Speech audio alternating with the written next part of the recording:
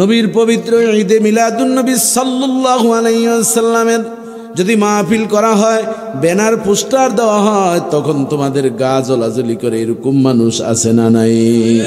এই জন্য আল্লাহ বলেন ফাইন তাওয়াল্লাউ ফাকুল হাসবিয়াল্লাহ। রাসূল আপনি বলে দেন, তারা যদি আপনার কথা না শুনে ফাইন তাওয়াল্লাউ ফাকুল হাসবিয়াল্লাহ বলে দেন, আল্লাহই যথেষ্ট হয়ে যাবে। তাওয়াক্কালতু আলাইহি ওয়া হুয়া আরশুল আযীম, আল্লাহর উপরে ভরসা করো, আর যে আল্লাহ আরশে আজিমের মালিক। জোরে জোরে বলেন আল্লাহু আকবার। বাবা জীবনধারা আমার, তাহলে এখানে এই আয়াত থেকে আমরা শিক্ষা অর্জন করলাম, নবীজি আমাদের মধ্য থেকেই এসেছেন। তিনি যদিও আমাদের মধ্য থেকে এসেছেন, তিনি আমাদের মতন সাধারণ মানুষ না, কথা ঠিক কিনা বলেন? এই জন্য নবী কি আমার মতন সাধারণ মানুষ? কেউ বলছেন নবী আমাদের মতন সাধারণ মানুষ, বাজারে যান, হাঁটাচলা করেন, বিয়ে করেছেন, বাচ্চা হয়েছে, সব কিছু আমাদের মতন। কিন্তু নবী এই কথার ব্যাখ্যা করেছেন। আন আনাস ইবনে মালিক রাদিয়াল্লাহু তাআলা আনহু قال قال رسول الله صلى الله عليه وسلم أنا أنفسكم نسبا وسهرا وحسابا ليس في آباء من لدن آدم صفاه وكلنا نكاح। জোরে জোরে বলেন আল্লাহু আকবার। আমি তোমাদের মধ্য থেকে এসেছি, কিন্তু তোমার মাঝ থেকে, তোমাদের মাঝ থেকে আমার একটু পার্থক্যের ভিন্নতা রয়েছে। সেই ভিন্নতাটা কি? সে সম্পর্কে পয়গম্বর বলেছেন নাসাবান, বংশের দিক থেকে আল্লাহ আমার বংশটাকে পৃথিবীর সকল বংশের চেয়ে এক নম্বর বংশ হিসাবে রব্বুল আলামিন কবুল করেছেন। কেন এই এক নম্বর বংশ করেছেন? কারণ নবী ওই কুরাইশ বংশে জন্মগ্রহণ করেছেন। এই মক্কা কেন এত ধন্য হলো? এই মক্কায় বাইতুল্লাহ কেন হলো? পৃথিবীর কোথাও বাইতুল্লাহ নাই। এর একমাত্র কারণ হচ্ছে জামানার পয়গম্বর এই মক্কায় জন্মগ্রহণ করবেন। আমার নবীর খাতিরে রব্বুল আলামিন এই বাইতুল্লাহকে এই মক্কার জমিনে উপহার দিয়ে দিয়েছেন। এটাকে বলা হয় আরদুল ওয়াসাত, পৃথিবীর মিডল স্থান বলা হয় এই বাইতুল্লাহকে। ইন্না আউওয়ালা বাইতিন wudi'a lin-nasi lalladhi bi-Bakkata mubarakan wa hudan lil-'alamin।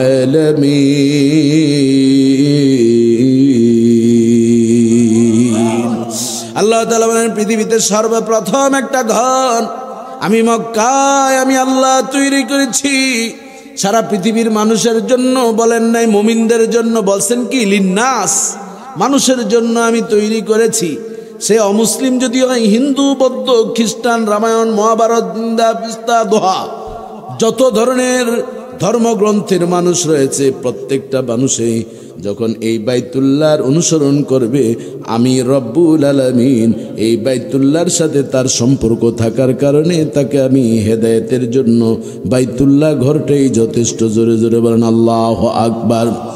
Shahjalal, Shahparan, Shah Makhdum, Garibullah, নেওয়াজুল্লাহ, 360 আউলিয়া, 12 আউলিয়া শয়ে, জৌনপুরি, বদরপুরি, সারসিরা, ফুরফুরা শয়ে, হক্কানি আল্লাহর ওলিরা গভীর রাতে চোখের পানি ঝরিয়ে ঝরিয়ে ইসলামের জন্য বাংলার জমিনকে উর্বর করেছে।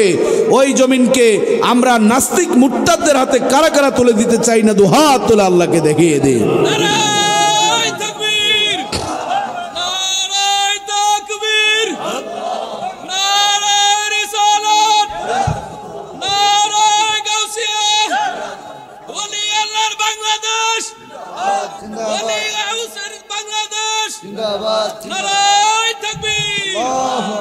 সকলে বলেন আলহামদুলিল্লাহ। এভাবে তাকবীর ধরতে রাজি আছেন তো? বাবাজি বন্ধুরা আমার, নবীর শানে জীবনে একবার দুরূদ পাঠ করা ফরজ। আর যে কোনো মজলিসে আমার হায়াতুন নবী, জিন্দা নবীর নাম শুনলে দুরূদ পাঠ করা ওয়াজিব। আর যতবার নবীর নাম শুনবেন ততবার দুরূদ পাঠ করা মুস্তাহাব। নবীর সাথে নেটওয়ার্ক থাকবে, আল্লাহর নেটওয়ার্ক অটো সিস্টেমে আমরা পেয়ে, নবীকে বাদ দিয়ে কাটসাট করে কোনোদিন কেউ প্রকৃত ইমানদার হওয়ার কোনো সুযোগ নেই। লেস কাটা মানুষ থাকবে। এই জন্য বাবা জীবনদান আমার জামানার পয়গম্বর বলেন, মান সাল্লা সালাতান ওয়াহিদাতান সাল্লাল্লাহু আলাইহি আশারু সালাওয়াতিন ওয়া হুত্তাত আনহু আশারু খতিয়াতিন আরফিয়াত লাহু আশারু দারাজাতিন রাওয়াহু মুসনাদ আহমদ ওয়াল বাইহাকি। জামানার পয়গম্বর বলেন, আমার উম্মত আমি নবী মুহাম্মদুর রাসূলুল্লাহ সাল্লাল্লাহু আলাইহি ওয়াসাল্লামের শানে একবার দুরূদ পাঠ করে রব্বুল আলামিন খুশি হয়ে ওই উম্মতের উপর 10টা রহমত নাজিল করে দেন। শুধু রহমতই নাজিল করে থেমে থাকেন না, এরপর দ্বিতীয় নম্বর মর্যাদা হচ্ছে ওই উম্মতের আমলনামা থেকে রব্বুল আলামিন 10টা গুনার সাথে সাথে মুছে ফেলে দেন। শুধু 10টা গুণে মুছি সীমাবদ্ধ থাকেন না। জামানার পয়গম্বর বলেন, রুফিআত লাহু আশারু দারাজাতিন, ওই উম্মতের যেই মর্যাদায় যেই পজিশনে আছে রব্বুল আলামিন নবীর শানে দুরূদ পাঠ করার উসিলায় গনে গনে তার 10টা মর্যাদা বৃদ্ধি করে দেন। এই জন্য নবীর সাথে আমাদের সুসম্পর্কের দরকার আছে না নাই? নাকি সুযোগ পেলেই নবীর দুশ্চর্চা করার জন্য চেষ্টা করব? যুগে যুগে যারা নবীর শানের রিসালাতের বিরুদ্ধে কথা বলেছে তারা এই বিশ্বের ভূখণ্ডে কোনোদিন স্থায়িত্ব হয় নাই, কথা ঠিক কিনা বলে? ফ্রান্সের জমিনে পার্শ্ববর্তী রাষ্ট্রে ভারতে যখন নুপুর শর্মারা আমার প্রিয় নবীর বিরুদ্ধাচরণ করেছে, নবীকে নারী লুবি বলে এইভাবে কটূক্তি করেছে, দেখা যায় সারা বিশ্বের মানুষ যখন স্লোগান দিয়েছে, তাদের পণ্যকে বর্জন করার হুঙ্কার দিয়েছে, সাথে সাথে তারা ক্ষমা চাওয়ার জন্য জাতির সামনে উপস্থিত হয়েছে, কথা ঠিক কিনা বলেন? একটি বিষয় পরিষ্কার, বাংলার জমিনে হক্কানি আউলিয়া কেরামের দেশ, এই জমিনটি হচ্ছে নবী প্রেমের দেশ, কথা ঠিক কিনা বলেন? এই জন্য জামানার পয়গম্বর বলেন, আনাস ইবনে মালিক রাদিয়াল্লাহু তাআলা قال قال رسول الله صلى الله عليه وسلم لا يؤمن أحدكم حتى أكون أحب إليه من والده وولده والناس أجمعين رواه البخاري والمسلم। জোরে জোরে বলেন আল্লাহু আকবার। জামানার পয়গম্বর বলেন, ততক্ষণ পর্যন্ত তোমরা প্রকৃত মুমিন হতে পারবে না যতক্ষণ পর্যন্ত না তুমি, তোমার পিতা, তোমার মাতা, তোমার পরিবার পরিজন, পৃথিবীর সকলের চেয়ে তুমি আমি নবী মুহাম্মদুর রাসূলুল্লাহকে ভালো না বাসবে, অন্তর থেকে শ্রদ্ধা না করবে, ততক্ষণ পর্যন্ত প্রকৃত মুমিন তুমি হতে পারবে না। ওমর রাদিয়াল্লাহু তাআলা আনহু জামানার পয়গম্বরের কাছে এসে বলেন, ইয়া রাসূলুল্লাহ, ইয়া হাবিবাল্লাহ, আমি আপনাকে ভালোবাসি, তবে আমার জীবনের চেয়ে বেশি ভালোবাসি না। জামানার পয়গম্বর বলেন, ওমর, তুমি মুসলমান হয়েছো ঠিকই, কিন্তু এখনো তুমি মুমিন হতে পারো নাই। যদি তুমি মুমিন হতে চাও তাহলে কাকে ভালোবাসতে হবে? নবী পাককে ভালোবাসতে হবে, না হয় তুমি প্রকৃত মুমিন হতে পারবে না। সাথে সাথে ওমর বলেন, ইয়া রাসূলুল্লাহ, ইয়া হাবিবাল্লাহ, এই মুহূর্তে আমি আল্লাহ এবং আপনাকে আমার রাসূলকে সাক্ষী করে বলছি, এই মুহূর্তে আপনার চেয়ে পৃথিবীতে আমার কেহ ভালোবাসার পাত্র নাই। তখন প্রিয় নবী বললেন, ওমর, এখন তুমি মুমিনে কামেল হয়েছো। বাবা জীবন দেন আমার, এই জন্য পরিষ্কার কথাগুলো আমাদের বুঝতে হবে। যতক্ষণ পর্যন্ত এই মাহফিলে থাকবো, যখনই নবীর নাম শুনবো, তখনই সাথে সাথে আমরা দুরুদ পড়তে রাজি আছি না নাই? আমাদের কিছু ভাইয়েরা বলেন, দুরুদ ইব্রাহিম ছাড়া আর কোনো দুরুদ নাই, ওই একটা দুরুদই তারা শিখেছেন। আমি আমাদের বন্ধুদেরকে বলবো, দুরুদ ইব্রাহিম আমরা আপনার চেয়ে কম পড়ি না। জামানার পয়গম্বর ওই দুরুদটা বিশেষভাবে নামাজের তাশাহুদের মধ্যে পড়তেন, কথা ঠিক কিনা বলেন? 2 রাকাত সুন্নত পড়েছেন, এর মাঝে আত্তাহিয়াতু লিল্লাহি ওয়াস সালাওয়াতু, এই তাশাহুদের পরে দুরুদ পড়েছেন। 4 রাকাত বিশিষ্ট নামাজের মধ্যে যখন 2 রাকাতের পর বৈঠক পড়েছেন, তখন পড়েছেন আমার নবী, ওটা নামাজের জন্য আমার নবী নির্দিষ্ট করেছেন, কথা ঠিক কিনা বলেন? তবে নামাজের বাহিরেও আপনি পড়তে পারবেন, কিন্তু একটি বিষয় আমাদের মনে রাখতে হবে, এটাকে ম্যান্ডেটরি বা বাধ্যবাধকতা করা হবে নামাজের পরও। এটি আপনি কোন হাদিসে পেলেন? কোথাও দেখাতে পারবে না, কথা ঠিক কিনা বলেন? যদি একটি বলে সেই দুরুদি পড়তে হবে, তাহলে কেন আমিও তো কামেল মাদ্রাসার একজন মুহাদ্দিস, আমরা আমাদের সন্তানদেরকে পড়াই। সারা পৃথিবীতে যত হাদিসের কিতাব রয়েছে প্রত্যেকটা হাদিসের কিতাবের মধ্যেই দুরুদ আছে। ক্বালা ক্বালা রাসূলুল্লাহ সাল্লাল্লাহু আলাইহি ওয়াসাল্লাম, সেখানে তো বলে না ক্বালা ক্বালা আল্লাহুম্মা সাল্লি আলা মুহাম্মদ ওয়া আলা আলি মুহাম্মদ কামা সাল্লাইতা আলা ইব্রাহিম ওয়া আলা আলি ইব্রাহিম ইন্নাকা হামিদুম মাজিদ। হাদিসে তো এটা বলা হয় না, বরং সবচেয়ে ছোট্ট দুরূদ সাল্লাল্লাহু আলাইহি ওয়াসাল্লাম যদি বলা যায়, তাহলে কেন আমরা এক ঘুমই ভাব করে বলবো দুরুদে ইব্রাহিম ছাড়া অন্য দুরুদ পড়লে কোনো ফায়দা নাই, উপকারিতা নাই? এটা হচ্ছে একমাত্র একটা এক ঘুমই কথা এবং অন্ধ মানুষের লক্ষণ, কথা ঠিক কিনা বলেন? এই জন্য আমরা কারো গোড়ামিতে বিশ্বাস না, কথা ঠিক কিনা বলেন? আমার প্রিয় নবী উম্মতের জন্য কেমন মায়া ছিল, উম্মতের প্রতি কেমন দরদ ছিল, এ সম্পর্কে সূরাতুত তাওবা 128 এবং 29 নম্বর আয়াতে রব্বুল আলামিন আমার নবী উম্মতের প্রতি দরদির পরিচয়টা দিয়ে ধরেছেন। আসুন আমরা যাদের মুখস্থ আছে পড়ি। লাকাদ জাআকুম রাসূলুম মিন আনফুসিকুম আজিজুন আলাইহি মা আনিতুম হারিসুন আলাইকুম বিল মুমিনিনা রাউফুর রহিম।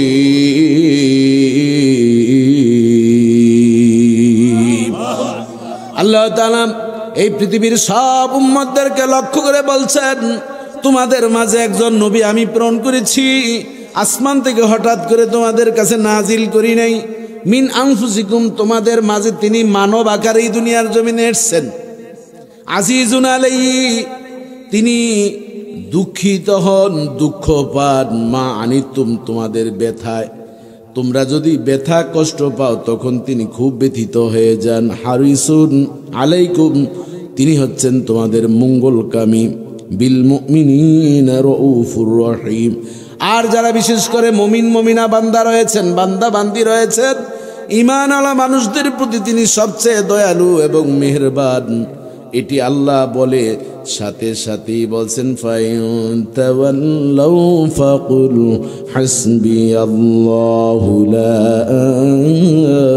ইলাহা ইল্লা হুয়া তাওয়াক্কালতু আলাইহি ওয়া হুয়া আরশুল আযীম। বাবা জীবনদান আমার, ফাইন তাওয়াল্লাও, যদি তোমরা বিমুখ হয়ে যাও, নবীর শান মান নিয়ে কথা বললে তোমাদের মাথা নষ্ট হয়ে যায়, নবীর ইজ্জতের বিষয় নিয়ে কথা বললে তোমরা ইন্টারগেটিভ প্রশ্ন শুরু করে দাও, নবীর যে কোনো ইজ্জতওয়ালা বিষয় নিয়ে কথা বলতে গেলে কাটসাট তোমরা শুরু করে দাও। নবীর পবিত্র ঈদে মিলাদুন নবী সাল্লাল্লাহু আলাইহি ওয়াসাল্লামের যদি মাহফিল করা হয়, ব্যানার পোস্টার দেওয়া হয়, তখন তোমাদের গা জ্বলাজ্বলি করে, এরকম মানুষ আছে না নাই? এই জন্য আল্লাহ বলেন ফাইন তাওয়াল্লাউ ফাকুল হাসবিয়াল্লাহ, রাসূল আপনি বলে দেন তারা যদি আপনার কথা না শুনে, ফাইন তাওয়াল্লাউ ফাকুল হাসবিয়াল্লাহ বলে দেন, আল্লাহই যথেষ্ট হয়ে যাবে। তাওয়াক্কালতু আলাইহি ওয়া হুয়া আরশুল আযীম, আল্লাহর উপরে ভরসা করো, আর যে আল্লাহ আরশে আজিমের মালিক। জোরে জোরে বলেন আল্লাহু আকবার। বাবা জীবনদান আমার, তাহলে এখানে এই আয়াত থেকে আমরা শিক্ষা অর্জন করলাম, নবীজি আমাদের মধ্য থেকেই এসেছেন। তিনি যদিও আমাদের মধ্য থেকে এসেছেন, তিনি আমাদের মতন সাধারণ মানুষ না, কথা ঠিক কিনা বলেন? এই জন্য নবী কি আমার মতন সাধারণ মানুষ? কেউ বলছেন নবী আমাদের মতন সাধারণ মানুষ, বাজারে যান, হাঁটাচলা করেন, বিয়ে করেছেন, বাচ্চা হয়েছে, সব কিছু আমাদের মতন। কিন্তু নবী এই কথার ব্যাখ্যা করেছেন। আন আনাস ইবনে মালিক রাদিয়াল্লাহু তাআলা আনহু ক্বালা ক্বালা রাসূলুল্লাহ সাল্লাল্লাহু আলাইহি ওয়াসাল্লাম আনা আনফুসুকুম নাসাবান ওয়া সুহারান ওয়া হাসাবান লাইসা ফি আবাই মিল্লাদুন আদম সিফাহুন ও কুল্লুনা নিকাহুন, জোরে জোরে বলেন আল্লাহু আকবার। আমি তোমাদের মধ্য থেকে এসেছি, কিন্তু তোমাদের মাঝ থেকে আমার একটু পার্থক্যের ভিন্নতা রয়েছে। সেই ভিন্নতাটা কি সে সম্পর্কে পয়গম্বর বলেছেন, নাসাবান, বংশের দিক থেকে আল্লাহ আমার বংশটাকে পৃথিবীর সকল বংশের চেয়ে 1 নম্বর বংশ হিসাবে রব্বুল আলামিন কবুল করেছেন। কেন এই 1 নম্বর বংশ করেছেন? কারণ নবী ওই কুরাইশ বংশে জন্মগ্রহণ করেছেন। এই মক্কা কেন এত ধন্য হলো? এই মক্কায় বাইতুল্লাহ কেন হলো? পৃথিবীর কোথাও বাইতুল্লাহ নাই। এর একমাত্র কারণ হচ্ছে জামানার পয়গম্বর এই মক্কায় জন্মগ্রহণ করবেন। আমার নবীর খাতিরে রব্বুল আলামিন এই বাইতুল্লাহকে এই মক্কার জমিনে উপহার দিয়ে দিয়েছেন।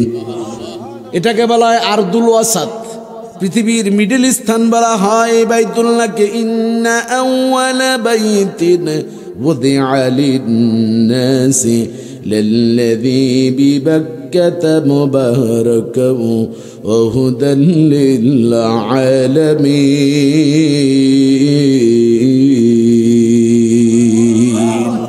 আল্লাহ তাআলা বলেন, পৃথিবীতে সর্বপ্রথম একটা ঘর আমি মক্কায় আমি আল্লাহ তৈরি করেছি সারা পৃথিবীর মানুষের জন্য। বলেন নাই মুমিনদের জন্য, বলছেন কি লিন্নাস, মানুষের জন্য আমি তৈরি করেছি। সে অমুসলিম যদি হয়, হিন্দু, বৌদ্ধ, খ্রিস্টান, রামায়ণ, মহাভারত, বৃন্দা, পিস্তা, দোহা, যত ধরনের ধর্মগ্রন্থের মানুষ রয়েছে, প্রত্যেকটা মানুষই যখন এই বাইতুল্লাহর অনুসরণ করবে, আমি রব্বুল আলামিন এই বাইতুল্লাহর সাথে তার সম্পর্ক থাকার কারণে তাকে আমি হেদায়েতের জন্য বাইতুল্লাহ ঘরটাই যথেষ্ট। জোরে জোরে বলেন আল্লাহু আকবার। বাবা জীবনদান কেন বললাম? জামানার পয়গম্বর মক্কায় জন্মগ্রহণ করেছেন কুরাইশ বংশে। নবী বলছেন, আনা আনফুসুকুম নাসাবান, আমি তোমাদের মতন দুনিয়াতে এসেছি, কিন্তু রব্বুল আলামিন আমার বংশের মর্যাদাটা সর্বোচ্চ করেছেন।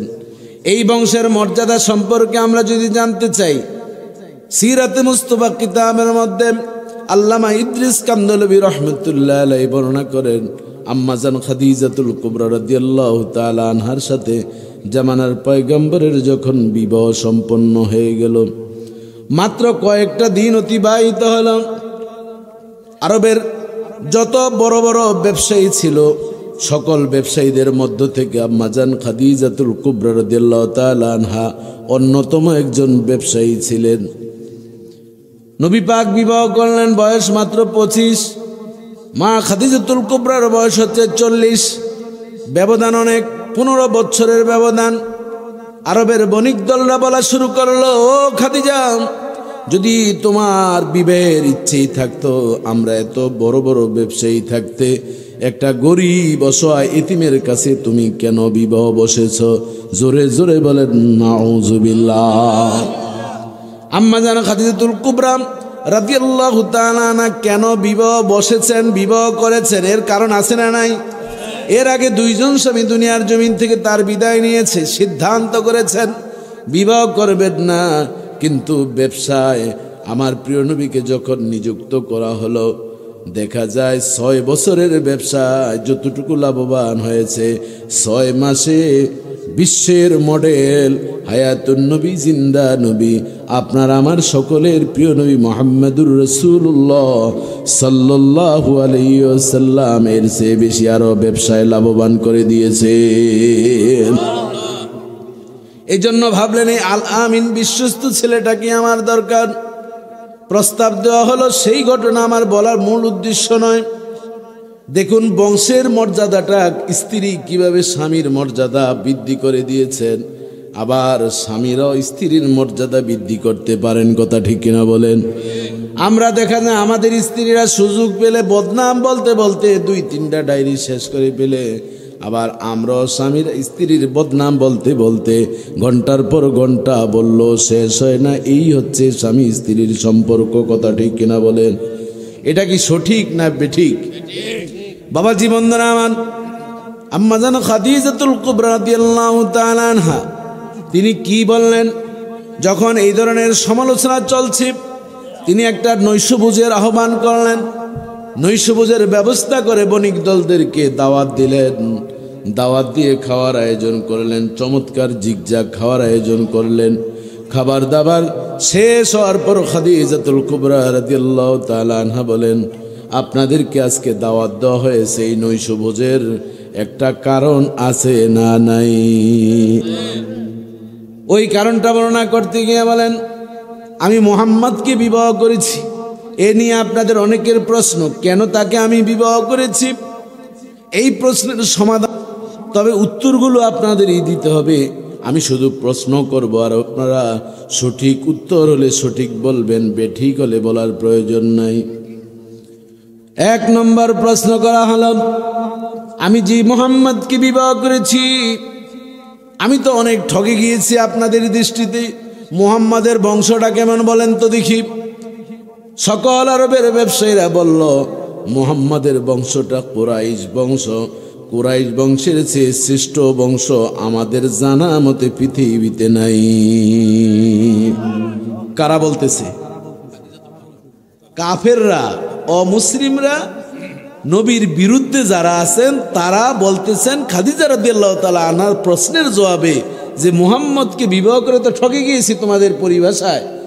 তাহলে আমি যে ঠকছি, তাহলে মুহাম্মদ যেই বংশে জন্মগ্রহণ করেছেন বংশটা কেমন? তারা কি জবাব দিল? বংশ ভালো না খারাপ?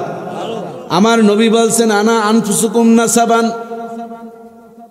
আমি তোমাদের মতন সাধারণ মানুষ, তোমরা ভাবো, কিন্তু আমার বংশের মর্যাদাটা আলাদা। তাহলে আলাদার উত্তর এখন লিঙ্ক ধরিয়ে দেওয়ার জন্য একটু গভীরে ঢুকে আপনাদেরকে বিষয়টা বোঝাচ্ছি। এবার আমরা আছেন দলিল হিসাবে বলবো, মুফরাদাতুল লুগাত, বাংলার যেমন অভিধান রয়েছে, ইংরেজির যেমন ডিকশনারি রয়েছে, আরবির লুগাতের কিতাব রয়েছে। ওই লুগাতের কিতাবে দেখা যায় কুরাইশ যখন বলা হয়, সবচেয়ে আরব দেশে যেই গাছটা বড় তাকেও বলা হাজিস সাজারাতু কুরাইশ। এই বড় গাছটা হলো কুরাইশ গাছ। জোরে জোরে বলেন সুবহানাল্লাহ। সমুদ্র থেকে যদি বড় মাছ আনা হয়, বলা হয় হাজার সামাকু কুরাইশ, অর্থাৎ বড় একটা মাছ যখন ধরা হয় তখন বলে এটা কুরাইশ মাছ। বড় একটা পাখি যদি আকাশে উঠতে দেখে, হাজার তৈরু কুরাইশ, এই পাখিটা হচ্ছে কুরাইশ পাখি। তার মানে বড় কিছুর সাথে উদাহরণ দিলে আরবরা কুরাইশ বলে তাদের উদাহরণ শুরু করত। বাবাজি বন্ধুরা, এবার দ্বিতীয় প্রশ্ন করলো, যাক মুহাম্মাদের বংশটা তো তোমরা অন্তত ভালো বলছো, তাহলে মুহাম্মাদের সমস্যা কোনটা? আমি যে তাকে বিবাহ করেছি। কয় মুহাম্মদ বংশ ভালো হতে পারে, মুহাম্মাদের অনেক গুণ আছে, সে আল আমিন। তোমরা বলো তাহলে আমার যে স্বামী তার চেহারাটা কেমন, খারাপ না ভালো, তোমাদের কাছে কেমন মনে হয়? ওই আরবের কাফেররা বলতে লাগলো, মুহাম্মাদের চেহারার চেয়ে সুন্দর চেহারা আমাদের দৃষ্টিতে আরবের ভিতরে নারী পুরুষের মাঝে কাউকেই দেখি নাই। এবার আসুন সামাইলে তিরমিজি, নবী করিম সাল্লাল্লাহু আলাইহি ওয়াসাল্লামের চেহারা মুবারক কেমন ছিল, নাক মুবারক কেমন ছিল, বক্ষ মুবারক কেমন ছিল, দাঁত মুবারক কেমন ছিল, কান মুবারক কেমন ছিল, কপাল মুবারক কেমন ছিল, চুল মুবারক কেমন ছিল, সামাইলে তিরমিজির মধ্যে বিস্তারিত আলোচনা করা হয়েছে। সেই চেহারার বর্ণনা দিতে গিয়ে আম্মা জান আয়েশা সিদ্দিকা রাদিয়াল্লাহু তাআলা আনহা বলেন, একদিন আমার ঘরে জামানার পয়গম্বর এশার নামাজের পরে আসবেন। প্রতি রাতেই তিনি কোনো বিবির কাছে যদি যান, ওই বিবিদের কাছে যাওয়ার আগে এশার নামাজের পরে নিয়মিত রুটিন হিসাবে আমার কাছে তিনি এসে কথা বলে তারপর যেতেন। যখনই আমাদের বিবিদের একটা ইচ্ছা ছিল জামানার পয়গম্বর আমাদের ঘরে আসবেন, আমরা কোনো না কোনো একটু খাবার বা হাদিয়া দেওয়া এটা পছন্দ করতাম, জামানার পয়গম্বর বড় খুশি হয়ে যেতেন। সেই হিসাবে আমার মনের একটা ইচ্ছা ছিল, নবী পাকের নামটা একটা রুমালের ভিতরে লিখবো, লিখে আমার পয়গম্বরকে আমি হাদিয়া দিব।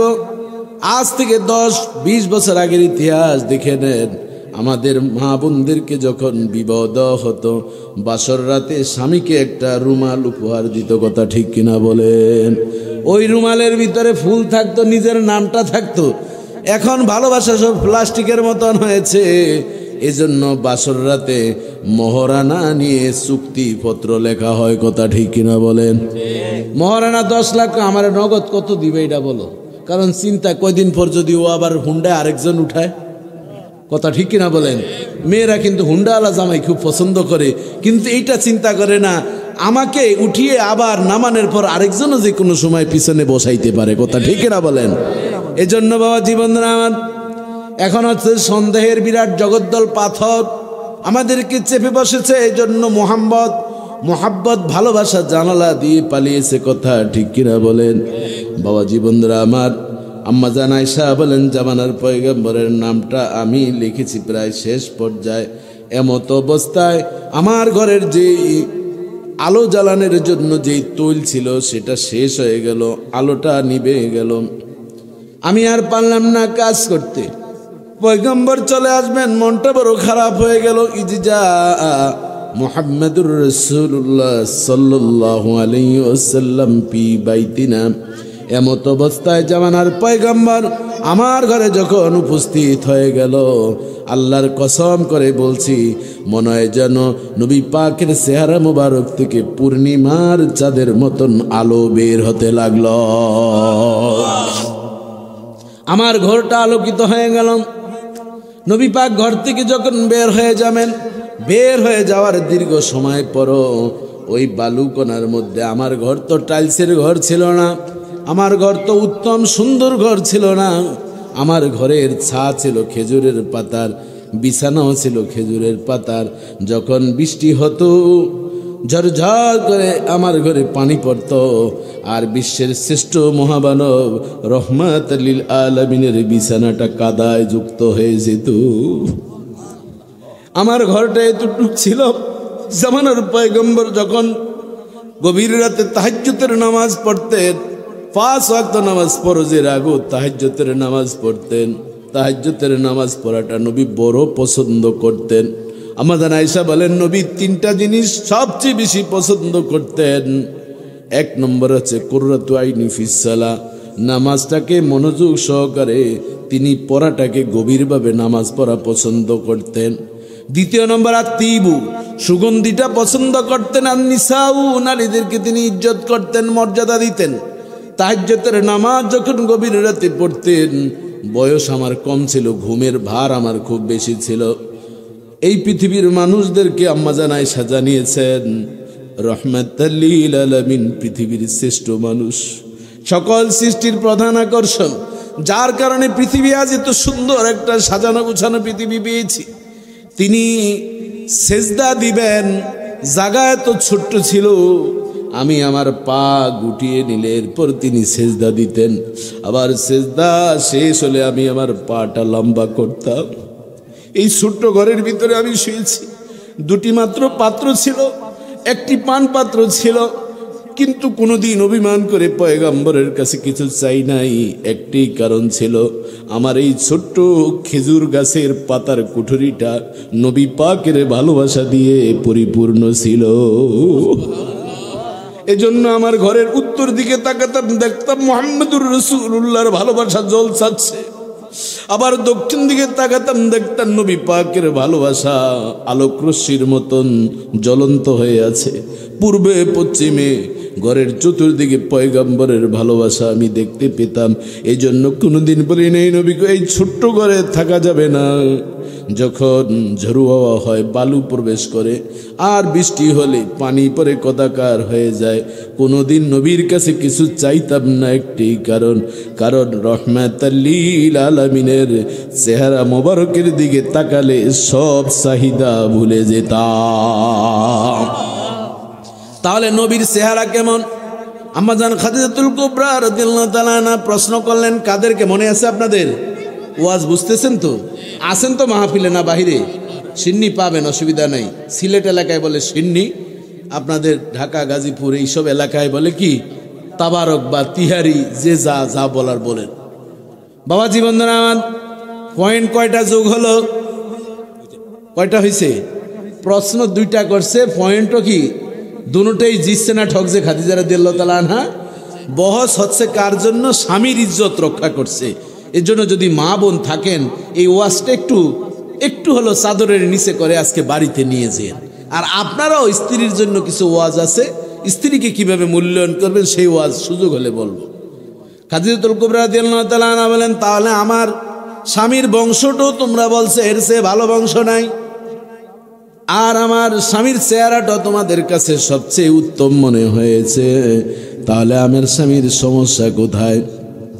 বলতেছে তোমার স্বামীর সমস্যা যতই প্রশ্ন করো, সর্বশেষ একটা সমস্যা, আর তোমার প্রশ্ন শুনতে চাই না। তোমার স্বামীর টাকা নাই, পয়সা নাই, তোমার স্বামীর চেয়ে গরিব আর মক্কার জমিনে কেহ নাই। এই কথা বলার পর নেককার একজন খাদিজা এমন বিবি পেয়েছেন, জাবালুনের গারে হেরা আমার পয়গম্বর ধ্যানমগ্ন ছিলেন। 1000 পিঠের উপরে আরো এত উপরে প্রতিদিন তিনি খাবার দিয়ে আসতেন। 2019 সালে চিন্তা করলাম, একজন মাঝবয়সী মহিলা তিনি যদি 1000 ফিট উপরে উঠতে পারেন, আমরা কেন পারবো না? উঠতে গিয়ে দেখলাম প্রায় ঘন্টাখানিক সময় লাগে। এখন তো সিঁড়ি ধাপ ধাপ করা হয়েছে। যখন জাবালের গারে হেরায় প্রবেশ করলাম, 2 রাকাত নফল নামাজ আদায় করলাম, মনে মনে ভাবলাম পয়গম্বর এখানে নামাজ পড়েছে, সেই জায়গায় আসার আল্লাহ সুযোগ করে দিয়েছে। তখন মনে পড়ে গেল একটা হাদিসের কথা। আমার নবী বলেন, এতগুলো গুহা ছিল ওই জাবালে নূরে, কিন্তু কেন তিনি গারে হেরাটাকে পছন্দ করেছিলেন? এর কারণ ছিল 4টা। 1 নম্বর কারণ, যত পয়গম্বর এই মক্কার জমিনে বাইতুল্লাহর তাওয়াফ করতে আসতেন, সবাই ওই জাবালে নূরের গারে হেরা গুহাটা আশ্রয় নিতেন। অন্য পয়গম্বরের সুন্নাত তিনি রীতিটা পালন করেছেন। যখন আরব জাহানে বৃষ্টি হতো না, দাদা আব্দুল মুত্তালিব ওই জাবালে নূরের গারে হেরা গিয়ে তিনি আল্লাহর কাছে দোয়া করতেন, রফাইয়াতাইনাস সামায়ে, আকাশের দিকে দুহাত তুলে দোয়া করতেন বৃষ্টির জন্য। সিরাতে মুস্তাফা কিতাবের মধ্যে বর্ণনা করা হয়েছে, আব্দুল মুত্তালিব জাবালে নূরের গারে হেরা থেকে নামার আগেই রহমতের বৃষ্টি মক্কার জমিনে শুরু হয়ে যেত। এজন্য দাদার সেই রীতিটা তিনি পালন করেছেন। 3য় নম্বর কারণ ছিল, জাবালে নূরের গারে হেরাটা ছিল অন্যান্য গুহা থেকে নাতিশীতোষ্ণ, না ঠান্ডা না গরম। 19 সালে আমি যখন গেলাম তখন আমার কাছে তাই মনে হলো। সেখানে আরেকটা মুজেজা হচ্ছে, ঢুকার সময় পাথর এমন চাপা, যারা হেলদি স্বাস্থ্যবান মনে হয় ঢুকতে পারবে না, কিন্তু যাওয়ার সময় মনে হয় যেন পাথরটা রাবারের মতো নিভাবে এত বড় হয়ে যায়। যত মোটাই হোক না কেন, জাবালের গারে হেরায় ঢুকা সহজ করে দেন কে? এটা আমার নবীর মুজিজা। আমার নবীর প্রায় 3000 মুজিজা ছিল, তন্মধ্যে এটা একটি মুজিজা। ওই যে 4র্থ নম্বর কারণ, 4টি কারণ বলছিলাম কেন তিনি গারে হেরাকে পছন্দ করেছেন। আমি যখন ওই নফল নামাজ পড়ে সুযোগ পাচ্ছি না পেছনে লাইন দেওয়া, 2 রাকাত নামাজ পড়বেনই পড়বেন, পাকিস্তানিদের বিশাল লাইন, ইন্দোনেশিয়ানরা এভাবে লাইন দিয়ে আছেন, নাইজেরিয়ান সুদানিরা অনেক শক্তিশালী, তাদের সামনে আমরা বাঙালিরা হচ্ছে পিপিলিকার মতন। কথা ঠিক কিনা বলে? বাবাজি বন্ধুরা আমার, 2 রাকাত নামাজের শেষ হয়ে গেল। আমি ভাবলাম কেন এত মর্যাদা জাবালে নূরের গারে হেরায়? সর্বশেষ 4র্থ নম্বর কারণ হচ্ছে, জাবালে নূরের গারে হেরা থেকে আল্লাহর ঘর বাইতুল্লাহটা সরাসরি দেখা যায়। নবী পাক ওই বাইতুল্লাহর দিকে তাকাতেন, আর বাইতুল্লাহর দিকে তাকিয়ে চোখের শান্তি প্রশান্তি নিতেন, ইমানের ব্যাটারিতে চার্জ দিতেন। ওই চার্জের মাধ্যমে যখন ব্যাটারি ফুল হয়ে গেল, তখনই ধ্বনি বেজে হলো, ইকরার ধ্বনি বেজে উঠল, ইকরা বিসমি রাব্বিকাল্লাযী খালাক খালাকাল ইনসানা মিন আলাক ইকরা ওয়া রাব্বুকাল আকরাম الذي علم بالقلم علم الإنسان ما لم يعلم জোরে জোরে বলেন আল্লাহু আকবার। কেন আপনাদেরকে এই বিষয়টা শোনালাম? ওই যে খাদিজাতুল কুবরা রাদিয়াল্লাহু তাআলা আনহার কেন এত সম্মান? গোটা রমজান ব্যাপী পয়গম্বরের জন্য খাবার নিয়ে গিয়েছেন, আল্লাহ তাআলা এত পছন্দ করলেন, পৃথিবীতে একজন মানুষকে, একজন মহিলাকে আল্লাহর পক্ষ থেকে সালাম দিয়েছেন। তিনি হচ্ছেন আমার নবী পাকের জীবনের প্রথম সঙ্গিনী। আমার নবী যাকে অভিভাবক হিসাবে মানতেন, স্ত্রী হিসাবে মানতেন, সেই খাদিজা রাদিয়াল্লাহু তাআলা আনহাকে একমাত্র আল্লাহ সুবহানাহু ওয়া তাআলা নারীদের পক্ষ থেকে দুনিয়ার জমিনে সর্বপ্রথম সালাম দিয়েছে। সেই খাদিজা রাদিয়াল্লাহু তাআলা আনহা স্বামীর ইচ্ছা পূরণ, স্বামীর ইজ্জত রক্ষা করার জন্য সেদিন তিনি ভাবলেন আমার স্বামীর বংশটা বড় মর্যাদাবান, চেহারা সুন্দর, সব কিছু তারা মেনে নিল, কিন্তু এক জায়গায় আমাকে হারিয়ে দিচ্ছে, আমার স্বামী ধনী নয়, অর্থ নাই, সম্পদ নাই। তখন সাথে সাথে খাদিজা জবাব দিলেন, ও আরবের বণিক দল, ব্যবসায়ীরা শুনে নাও, আমার যত সম্পদ আছে, স্থাবর অস্থাবর ব্যবসার সম্পত্তি, সব কিছু আমার স্বামীকে আমি উপহার হিসাবে এই মজলিসে ঘোষণা দিয়ে দান করে দিলাম। আল্লাহ তাআলা সেই কথা, খাদিজার কথাটা এত পছন্দ করেছে, সেই কথাটা কোরআনের আয়াত হিসেবে নাজিল করে দিয়েছেন। স্বামীর মর্যাদা যখন স্ত্রী দিয়েছে, আল্লাহ ওই স্ত্রীর মর্যাদা বৃদ্ধি করে দিয়েছে। আল্লাহ তাআলা বলছেন, সূরাতুদ দোহাটা যাদের মুখস্থ আছে পড়ুন, ওয়াদ-দুহা ওয়াল-লাইলি ইযা সাজা মা ওয়াদ্দাআকা রাব্বুকা ওয়া মা ক্বালা ওয়ালাল আখিরাতু খায়রুন লাকা মিনাল উলা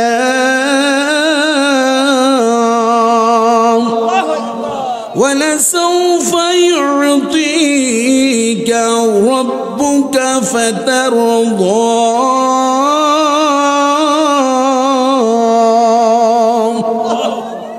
أَلَمْ يَجِدْكَ يَتِيمًا فَآوَى وَوَجَدَكَ ضَالًّا فهدى ووجدك عائلا فأغنى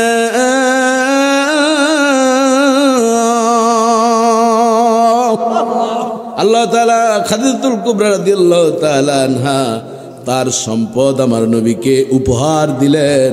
আল্লাহ তাআলা বলছেন, ওয়াজাদাকা আইলান ফাগনা, আপনি ছিলেন আরবের মধ্যে সবচেয়ে গরিব। আরবের মানুষগুলো আপনাকে যখন গরিব বলে ডাক দিল, আমি আল্লাহ ওই গরিবটা পছন্দ করলাম না, খাদিজার কলিজার ভিতরে আপনার প্রেমটা এমন জাগ্রত করে দিলাম, খাদিজা ভালোবেসে আপনাকে সব সম্পদ দিয়ে আপনাকে পৃথিবীর শ্রেষ্ঠ বড় লোক বানিয়ে দিয়েছে। খাদিজার চেয়ে সবচেয়ে সম্পদ ওই সময় আর কোনো আরবের ব্যবসায়ীর ছিল না। আল্লাহ বলেন, ফাগনা, আমি ধনী করে দিয়েছি আপনাকে স্ত্রীর মাধ্যমে। তাহলে বোঝা যায় স্ত্রীরও স্বামীকে এভাবে সম্পদ দিয়ে, সমাজের মধ্যে যদি স্বামীর সম্পদ না থাকে, স্ত্রীর ব্যবসা থাকলে, স্বামীর বিপদে আপদে সম্পদ দিলে, তাহলে সম্মান বাড়িয়ে দেন কে? এজন্য যেই বউদের সম্পদ আছে, স্ত্রী স্বামীকে যদি উপহার দিয়ে দেন, এর মাধ্যমে স্বামী স্ত্রীর ভালোবাসা বৃদ্ধি করে দিবেন কে? আবার স্ত্রীরা বিপদে পড়েছেন, স্ত্রীদেরকে যদি সহযোগিতা করে, স্ত্রীর প্রশংসা করে, তাহলে স্বামীর সম্মান বৃদ্ধি করে দেন কে? দেখুন, খাদিজা রাদিয়াল্লাহু তাআলা আনহা প্রিয় নবীর এই বংশের বিষয়ে যাতে সম্মান হয়, নবী বলছেন, আমার তোমাদের মতনই মানুষ, কিন্তু বংশটা আমার আলাদা। এই বংশের মর্যাদাটা কেমন বলতে গিয়ে আপনাদের সামনে এতগুলো কথা বললাম। এরপর নবী বলছেন, সোহারান, আমি তোমাদের মতন মানুষ ঠিক আছে, কিন্তু মর্যাদার দিক থেকে আমি তোমাদের চেয়ে ভিন্ন নাকি এক? ভিন্নতা আছে না নাই? নবীর পেছনে সাহাবায়ে কেরাম নামাজ পড়তেছিলেন। নামাজ শেষ করে নবী বলছেন, আতিম্মুর রুকুয়া সুজুদ। আল্লাহু আকবার বলেন। বলছে, ও সাহাবীরা, নামাজ আবার পুনরায় পড়ে নামাজ সহি শুদ্ধ করো। বলতেছি, ইয়া রাসূলুল্লাহ, নামাজ তো আপনার পেছনে পড়েছি। কয় না, সাল্লু কামা রাআইতুমুনি উসাল্লি, আমি নবী যেভাবে নামাজ পড়ি আল্লাহকে খুশি করার জন্য, সেভাবে তোমরা নামাজ আজকে পড়ো নাই। কয়েকজন সাহাবীর ভিতরে নামাজের অমনোযোগী ছিল। যখন ওই সাহাবীরা বিষয়টি বুঝতে পারেন নাই, নবী কি বললেন? ইন্নী লা আরাকুম মিন যহরি, তোমরা সামনে যেমন দেখতে পাও আমি নবী সামনে তাকিয়ে পিছনও তেমন দেখতে পাই। আল্লাহু আকবার বলেন। তাহলে নবী কি আপনার মতন আমার মতন সাধারণ মানুষ? এটা মুসলিম শরীফের হাদিস। ইন্নী লা আরাকুম মিন যহরি, নেটে সার্চ দিয়ে হাদিস খুঁজে নেন। নিচ্ছে আমি তোমাদেরকে তোমরা সামনে যেমন দেখো আমি নবীর সামনে যেমন দেখি। রব্বুল আলামিন আমারে মোহরে নবুয়ত দিয়েছেন। ওই মোহরে নবুয়তের যেই সিসি ক্যামেরা রয়েছে ওই সিসিটার মাধ্যমে রব্বুল আলামিন পেছনেও আমাকে একরকম দেখার সুযোগ করে দে। তাহলে যারা বলে নবী আমার মতন আপনার মতন সাধারণ মানুষ, তাদেরকে এই বিষয়গুলো একটু জানানোর দরকার আছে না নাই? এই জানানোর জন্য আমার লিখিত কয়েকটি বই আপনাদেরকে নিয়ে এসেছি। এই আকীদা ও ইবাদত বইয়ের ভিতরে আমি লিখেছি আমার নবী সাধারণ মানুষ নয়, নবী হচ্ছেন হায়াতুন নবী। কথা ঠিক কিনা বলেন? নবীকে তারা হায়াতুন নবী বিশ্বাস করে না। নবীকে বলছেন নবী হচ্ছেন সাধারণ মানুষ, নবী হচ্ছেন আমাদের মতন সাধারণ। নবী আমাদের মতন বাজারে যায়, সন্তান হয়, কিন্তু নবী বলছেন ও আমার সাহাবীরা শোনো। আব্দুল্লাহ ইবনে আব্বাস রাদিয়াল্লাহু তাআলা আনহু বলেন, কোন এক মরুভূমিতে আমি নবীর রাহমাতুল লিল আলামিনের সঙ্গে ছিলাম। মরুভূমি দিয়ে যাচ্ছে, বাচ্চাগুলার কি থামাবেন নাকি এভাবেই চলবে মাহফিল? আপনারা একটু মেহরবানি করে যারা যুব সমাজের উদ্যোগে মাহফিল, যুবকদেরকে একটু দৃষ্টি আকর্ষণ করছি, তোমরা পরিবেশটাকে একটু শান্ত করেন। আর যারা ওখানে দাঁড়িয়ে আছেন বসে পড়েন ইনশাআল্লাহ। এই তো পরিপূর্ণ প্যান্ডেল হয়েছে, বলেন আলহামদুলিল্লাহ। জিকির করেন লা ইলাহা ইল্লাল্লাহ, লা ইলাহা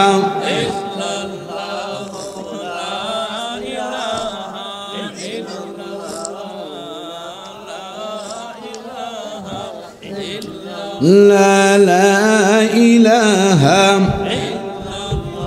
লা ইলাহা ইল্লাল্লাহু বলরে আমার মন, লা ইলাহা ইল্লাল্লাহু বলরে দিল প্রাণ। বলেন মারহাবা।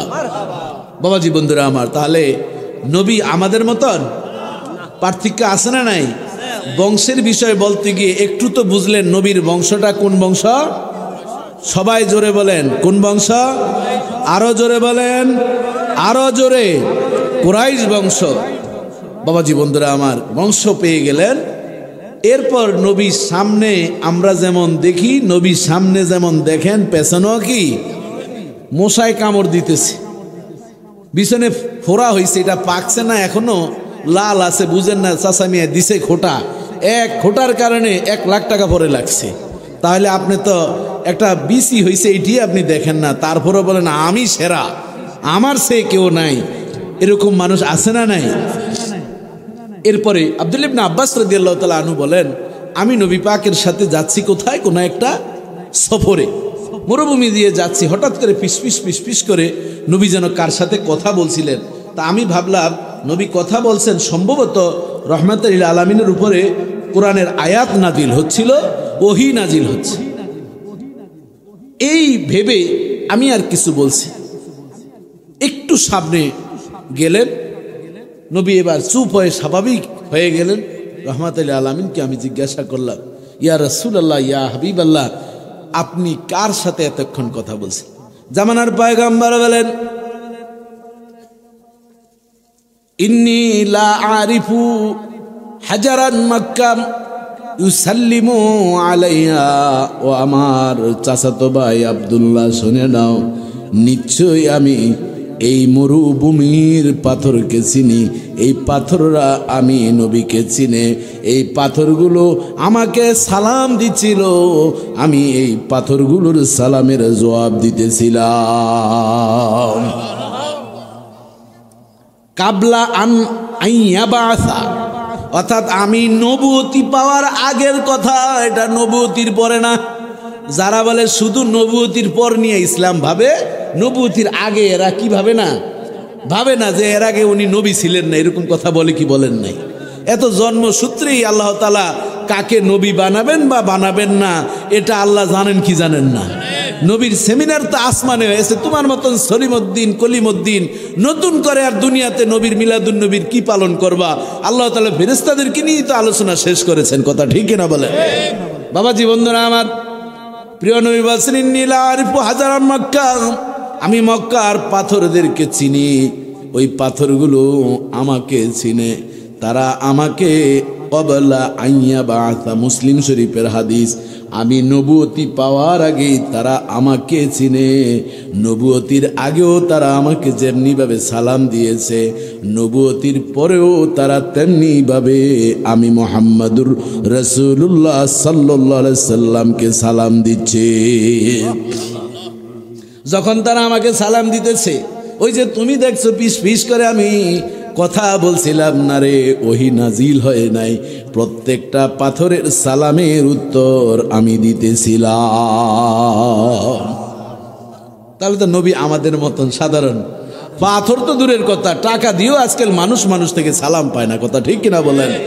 সবাই চিন্তা করে আমাকে সালাম দিবে, ইমাম খতিব ভাবে সব মুসল্লিরা আমাকে সালাম দিবে, শিক্ষক ভাবে যে ছাত্ররাই শুধু আমাকে সালাম দিবে, শিক্ষক ছাত্রদেরকে সালাম দিবে না। এরপর মেম্বার সাহেব ভাবে 20 লাখ টাকা দিয়ে মেম্বার হয়েছি, সালাম কি আমি তুমি কোন দুঃখে দিব? চেয়ারম্যান সাহেবকে আগে 20 লাখ দিয়ে চেয়ারম্যান হয়েছে, এখন 1.5 কোটি টাকা লাগে নমিনেশন কিনতে, কোন দুঃখে আমি সালাম দিব? সবাই আমারে সালাম দিবে। এমপি সাহেবকে প্রশ্নই আসে না, সালাম আমি দিব, সালামের ফ্যাক্টরি থাকবে আমার সাথে। এরকম চিন্তা আছে না নাই?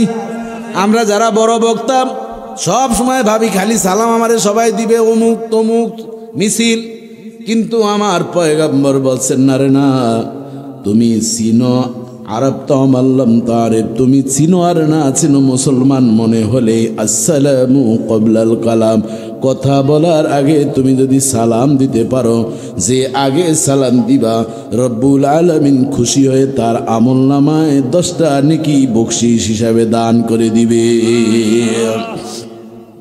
ইউসাল্লিমুল কালিল আলাল কাসীর, কম সংখ্যক বেশি সংখ্যককে সালাম দিবেন।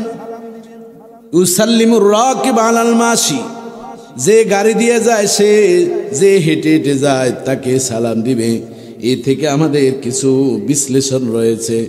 যেই ব্যক্তি রাস্তায় বসা, যে হেঁটে যায়, এই হাঁটাওয়ালা ব্যক্তি বসা ব্যক্তিকে সালাম দিবেন।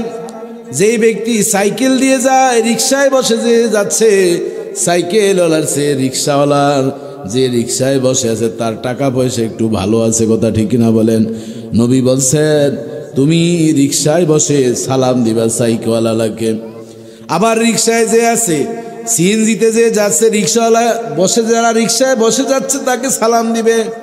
আবার সিএনজিতে যে যাচ্ছে আর প্রাইভেট কারে যে যাচ্ছে, প্রাইভেট কারওয়ালায় সালাম দিবে সিএনজিওয়ালাকে, অটো রিক্সাওয়ালাকে।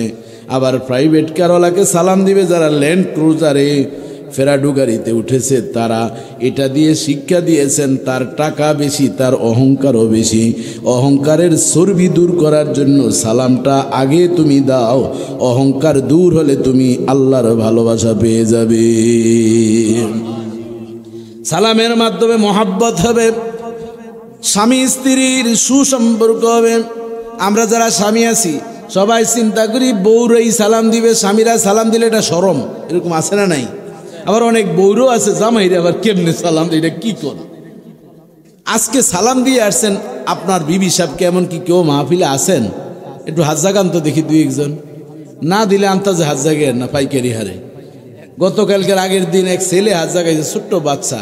আমি বললাম কিরে তুই কি বিয়া করছস? মানে ও চিন্তা করে এখন থেকেই শুরু করবে আর কি হুজুরের ওয়াজ শুনে। এই জন্য বাবাজি বন্ধুরা আমার, একজনও আপনারা নাই বউরে সালাম দিছেন। সিলেট এক জায়গায় ওয়াজ করলাম, সালামের ওয়াজ, চাচামিয়ায় কানে কানে কা হুজুর বউ গো তুচ্ছাই এমনি বাসি না, এগুলো সালাম দিলে তারা মাথায় উঠে আরো নাচবে। আমি বললাম নবীজি তো সালাম বউ ঘরে আগে দিছেন, ওনার ঘরে শান্তি ছিল, আর আপনি এখন তুচ্ছা বানিয়ে ফেলতেছে, নাচবে না। আম্মাজান হাফসা রাদিয়াল্লাহু তাআলা আনহা, উমর রাদিয়াল্লাহু তাআলার মেয়ে, আরেকজন হচ্ছে আয়েশা সিদ্দিকা রাদিয়াল্লাহু তাআলা আনহা, উনি হচ্ছেন আবু বকর রাদিয়াল্লাহু তাআলার মেয়ে। ওনারা দুইজন সিদ্ধান্ত করলো আমরা জোট বাঁধি চেয়ারের জন্য, গদির জন্য, আর ওনারা জোট বাঁধছেন পরকালে জান্নাত পাওয়ার জন্য। পার্থক্য আছে না নাই? এই দুই বিবি মিলে জোট বাঁধলো, বিয়ের পরে কোনোদিন স্বামীকে আগে সালাম দিতে পারি না। যেমনি হোক আজকে একটা সালাম দিয়ে রেকর্ড আমরা গড়ব। পয়গাম্বর আসতেছেন, দুইজন বড় মোশনে আছে, সালাম দিবেন। কোনোদিন পয়গাম্বর দূর থেকে সালাম দেন না। আজকে ওই মসজিদের কাছাকাছি দূর থেকে এত দূরে স্ত্রীরা ওই ইশারা দিয়ে বলতেছেন, আসসালামু আলাইকুম ইয়া আহলাল বাইত। ও পরিবারের সদস্যরা, তোমাদের উপর সালাম বর্ষিত হোক। নবী জানেন কি জানেন না? এখানে কাম কাজ যায়, ওখানে মিটারে উঠে কি উঠে না। নবী তো আপনার মতনই সাধারণ মানুষ। ও শামসার ঘরের গামছা, তোমার সাধারণ মানুষ না, ভিন্ন পার্থক্যতা আছে।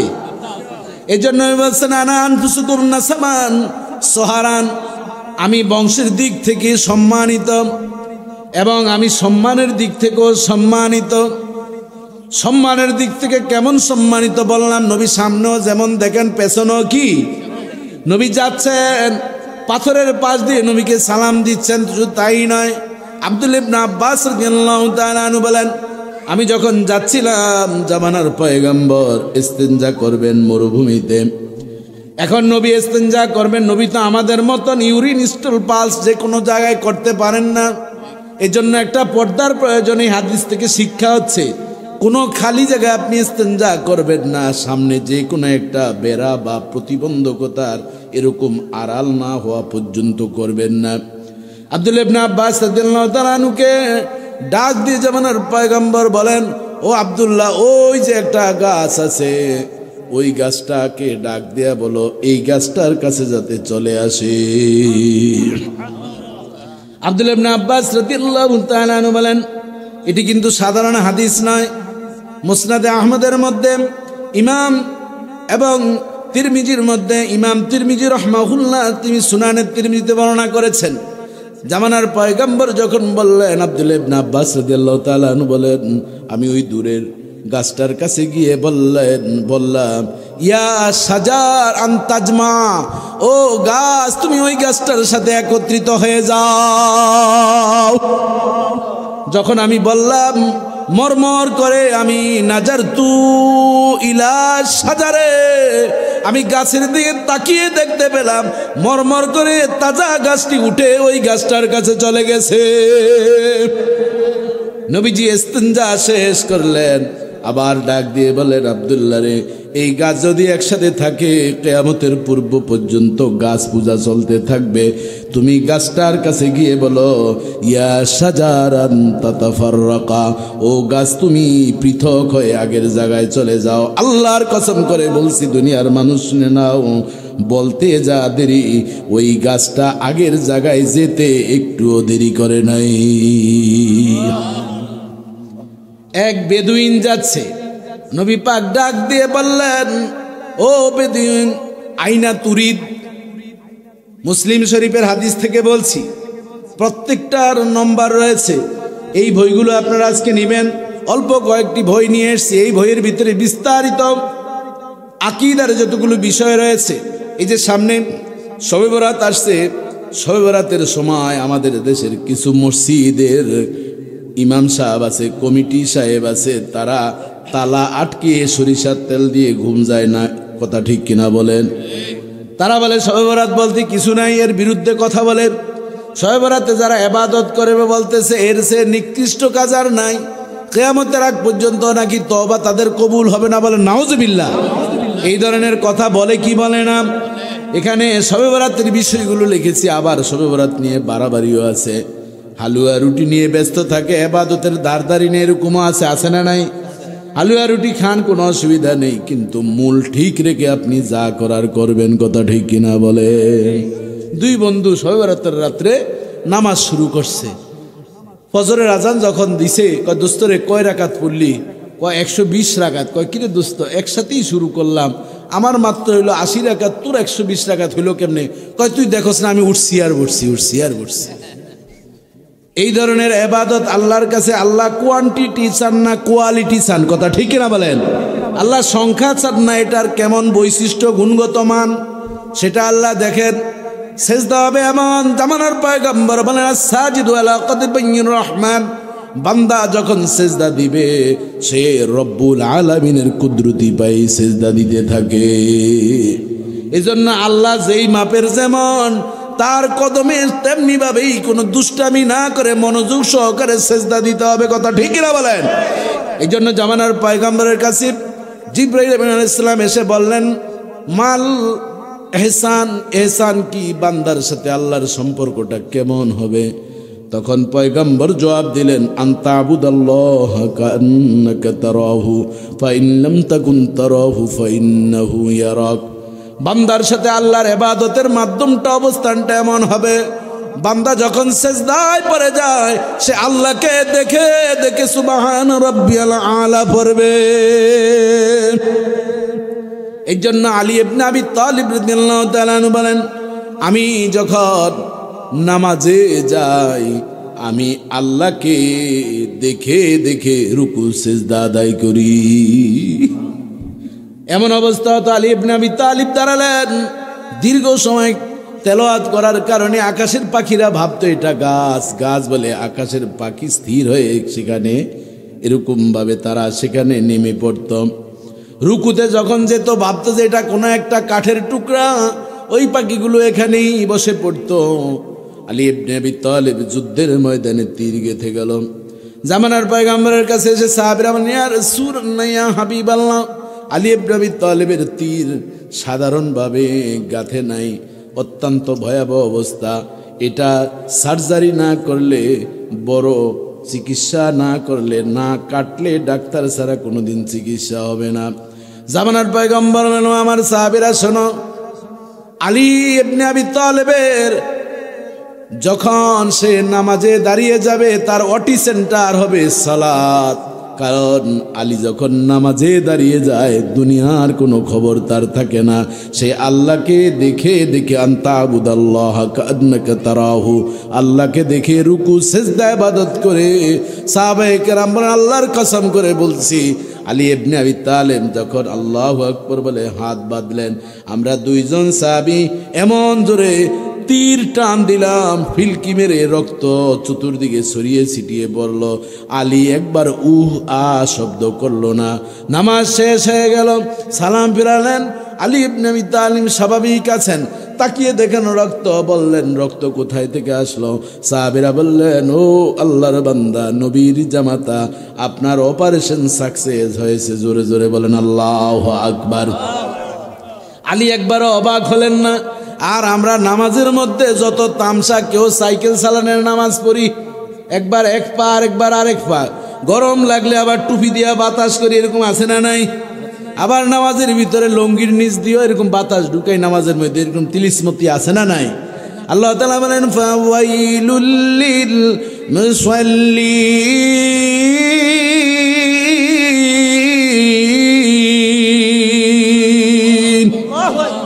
আল্লাযীনা হুম আন সালাতিহিম সাহুন।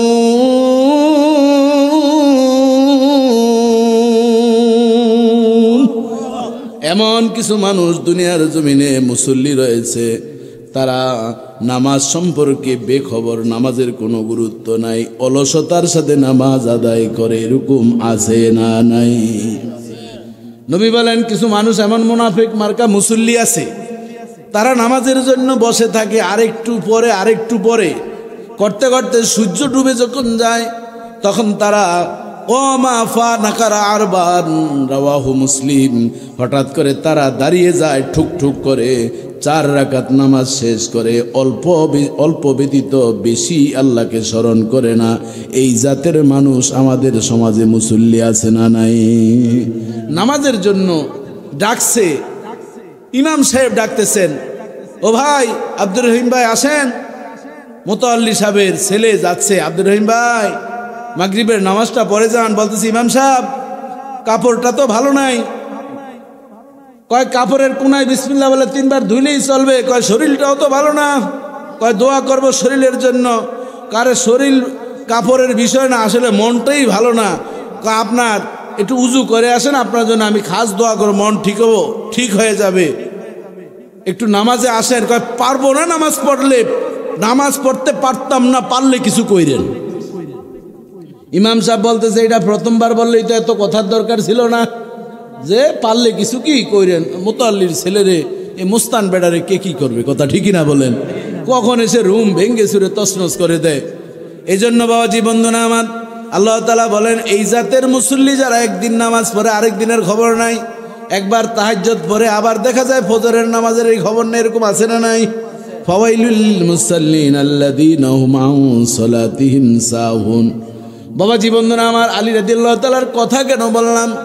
তারা নবীর সাহাবী সঙ্গী হয়েছেন, এমনভাবে ইবাদত করেছেন আল্লাহকে রাজি খুশি করার কারণে তারা রুকু সেজদা অবস্থায় আল্লাহর সাথে দিদার নসিব হয়ে যেত। বাবাজি বন্ধুরা আমার, যেই কথা বলছিলাম সোহারান, নবীর অবস্থানটা কেমন, নবীর সম্মানটা কেমন।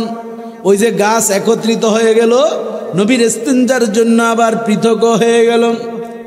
শুধু তাই নয় বাবাজি বন্ধুরা আমার, এক বেদুইন রাস্তা দিয়ে যাচ্ছেন, নবী পাক ডাক দিয়ে বলছেন আইনা তুরিদ, ও আল্লাহর বান্দা তুমি কোথায় যাচ্ছ, তোমার পরিচয় কি? আমি হলাম বেদুইন, আমার বাড়ি অমুক জায়গায়। তুমি কালেমা পরে মুসলমান হয়ে যাও, কালেমা পরে মুসলমান হলে রব্বুল আলামিন তোমাকে জান্নাত উপহার দিয়ে দিবেন।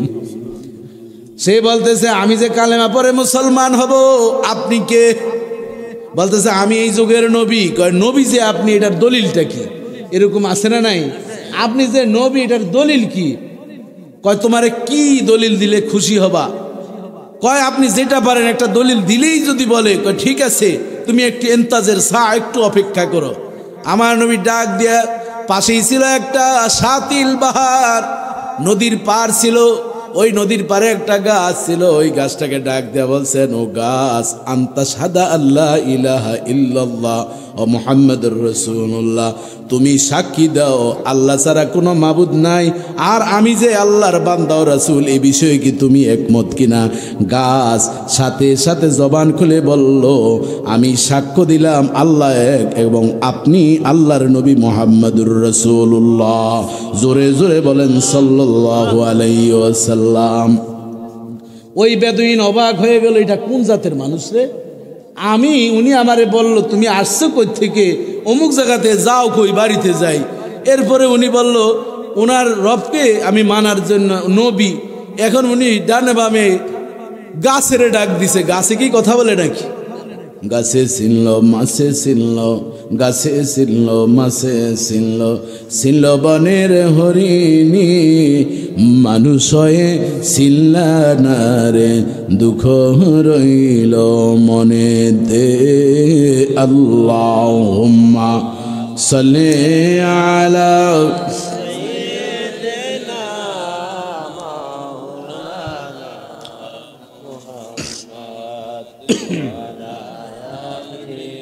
সাইয়্যিদিনা মাওলানা মুহাম্মদ। আর 5 মিনিটে শেষ করবো, আছেন তো 5 মিনিট বাবা। এই যে শবে বরাত সামনে আসছে, এই জন্য এই বিষয়গুলো লিখেছি। নবী হায়াতুন নবী, নবী জিন্দা নবী নাকি মুর্দা নবী? এর দলিল আছে না নাই? নবী বলেন মান সাল্লা ইনদা কবরি সামিতু ওয়া মান সাল্লা নাইয়ান উবলিগতু, রাওয়াহু তিরমিজি। পয়গম্বর বলেন আমার উম্মত আমি নবীর রওজার পাশে গিয়ে সালাম দেয়, আমি নবী নিজ কানে উম্মতের সালাম শুনতে পাই। আর যখন এই দুকুন্দি এলাকা থেকে দূর থেকে আমি নবীকে সালাম দেয়, প্রতিটা মুহূর্তে ওই সালামগুলো রওজা মুবারকে পৌঁছিয়ে দেওয়া হয়। তাহলে জিন্দা মানুষের সালাম শুনে না মুর্দা মানুষের শুনে? তাহলে নবী তো মরা, তাই না? নবী আমাদের মতন সাধারণ মানুষ। এই দলিলগুলো আছে না নাই? এই বিষয়গুলো এখানে লিখেছি। বাবাজি বন্ধুরা আমার, এই যে রজব মাস চালু হয়েছে, শুরু হয়েছে, প্রথম আমরা রজব মাসের নামাজ পড়লাম। 26তম দিবাগত রাত্রে পয়গাম্বর আল্লাহর সাথে দিদারে গিয়েছেন, যেটাকে মেরাজুন নবী সাল্লাল্লাহু আলাইহি সাল্লাম বলা হয়। কথা ঠিক কিনা বলেন? এখন আমাদের ইউটিউবের কিছু ভাইয়েরা আলোচনা করেন নবী নাকি ঘুমের ঘরে আল্লাহরে দেখছেন, দিদার হইছে। এটা সশরীরে হয় না, এই কথা বললে ঈমান থাকবে? কারণ আল্লাহ তাআলা বলেন সুবহানাল্লাযী আসরা বিআবদিহি লাইলাম মিনাল মাসজিদিল হারামি ইলাল মাসজিদিল আকসা আল্লাযী বারাকনা হাওলাহু লিনুরিয়াহু মিন আয়াতিনা إنه هو السميع البصير الله تعالى বলেন সুবহানাল্লাযী আসরা ফুত পবিত্র আল্লাহ যিনি তার বান্দা এবং রাসূলকে মসজিদে হারাম থেকে মসজিদে আকসা পর্যন্ত নৌশকালীন ভ্রমণের ব্যবস্থা করেছেন, যার চতুর্পাশটা ছিল বরকতময়। জোরে জোরে বলেন আল্লাহু আকবার। তাহলে এই যে নৈশ ভ্রমণ আমার নবীর হলো, এখানে আল্লাহ সুবহানাল্লাহ বলেন, সাধারণ জিনিসে সুবহানাল্লাহ বলেন না আশ্চর্যের জিনিসে বলেন? কোন জামাই যদি বলে আমি মাত্র লন্ডন থেকে আসলাম, কারণ লন্ডন থেকে কেমনে আসলা, কই যে ঘুমের ভিতরে দেখছি লন্ডন গেছি তাই বলছি লন্ডন থেকে আইছি, ইহ কি এক বাদাইম্মা জামাই রে, নাকি কইছে সুবহানাল্লাহ। বউ তো আরো বেকল বেটা বলছে, কথা ঠিক কিনা বলেন? তাহলে বোঝা যায় যত্র তত্র সুবহানাল্লাহ বলেন। এখন তো আমাদের ইয়াং জেনারেশনরা কিছু বলে ওয়া, কি বলে ওয়া, সুবহানাল্লাহ না বলে ওয়া বলে, মানে আশ্চর্য প্রকাশ করে। আল্লাহ তাআলা সুবহানাল্লাহ এখানে সুবহানাল্লাযী ব্যবহার করেছেন। যদি ঘুমের ঘরে হতো তাহলে আল্লাহ কি এই সুবহানা শব্দ ব্যবহার করতেন? তাহলে বোঝা যায় নবীর এই মেরাজটা কি ঘুমের ঘরে হয়েছে নাকি সশরীরে হয়েছে? আবু জাহেল বলল তোমার এই মেরাজ আমরা বিশ্বাস করি না। 1500 মাইল দূরত্ব মসজিদে হারাম থেকে মসজিদে আকসা, হৃষ্ট পুষ্ট একটা উট দিয়ে যদি আসতে হয়, দিনে যদি এভাবে হিসাব করা হয় 40 দিন লাগবে, 40 দিন এবং 40 রাত লাগবে। তুমি বললেই কি হয়, রাতের শেষ সময় গিয়ে আবার আসছ। দাঁড়াও দেখি তোমার বাল্য বন্ধু আবু বকরের ডাকি, সে কি বলে? সে তো তোমার সাথে ঘুরে যতই হোক সে সঠিক কথা বলে। এখন দেখা গেল আবু বকরকে খবর দিল উতবা সাহেব। আবু বকর আসলেন, আসার পর সাথে সাথে প্রথম যেই কথাটা বলছেন মুসলিম শরীফের হাদিসে এসেছে। আবু বকর এসে বললেন ইয়া রাসূলুল্লাহ, ইয়া হাবিব আল্লাহ, গত রাতে ভোর রাতের শেষ সময় আমি আপনার খোঁজে আসছিলাম, আপনাকে আপনার হুজরা মুবারকে পাই না, আপনি কোথায় ছিলেন? আবু জাহেল বলতেছে এটা কেমন লোক রে, আজকে মোহাম্মদ রে গায়েল করব, তার মাধ্যমে প্রশ্ন করার আগে উত্তর দেওয়া শুরু করছে। আপনি ছিলেন কোথায়? নবীজি এবার বলতেছেন আবু বকর, রব্বুল আলামিন আল্লাহর বাড়িতে আরশে আজিমে আমারে দাওয়াত দিছে, আল্লাহর জান্নাত জাহান্নাম দেখাবেন, আরশে আজিমটা দেখাবেন, এই জন্য আমি আল্লাহর বাড়িতে গিয়েছিলাম। আবু জাহেলের কথা শুনে আবু বকর যখন এইভাবে কথা বললেন, সাথে সাথে বলেন আমার নবী যা বলছেন তাই সত্য বলছেন। আবু বকরকে বুকের সাথে লাগাইয়া বলছেন, আবু বকর এতদিন তোমার নাম ছিল আবু বকর, আজ থেকে তোমার নাম হয়ে গেল আবু বকর সিদ্দিক। তুমি আমার নবীর কথা শোনার সাথে সাথে সাক্ষী দিয়েছ, যদি তা না হতো এই আরব জানে কালেমার দাওয়াত দেওয়া আমার জন্য প্রশ্নবিদ্ধ হয়ে যেত। এবার আবু জাহেল তো খুব শক্ত বেটা, সে বলতেছে আবু বকর আমাকে হারিয়ে দিল, মুহাম্মদকে হারাতে পারলাম না, কখনোই তো পারলাম না। এবার বুদ্ধি করলো, একটা বুদ্ধি আছে, উতবা সাহেবাকে বললো বলো তো দেখি, মুহাম্মদের প্রশ্ন করো, মসজিদে আকসায় যদি সে এক রাত্রে গিয়েই থাকে তাহলে আরশে আজিম বাদ দাও, ওই মসজিদে আকসার কয়টা দরজা আছে, কয়টা জানালা আছে, কয়টা গম্বুজ আছে? নবী তো পারবেন না, তাই না? কি পারবে? এরকম কারা কারা আছেন পক্ষে? নারে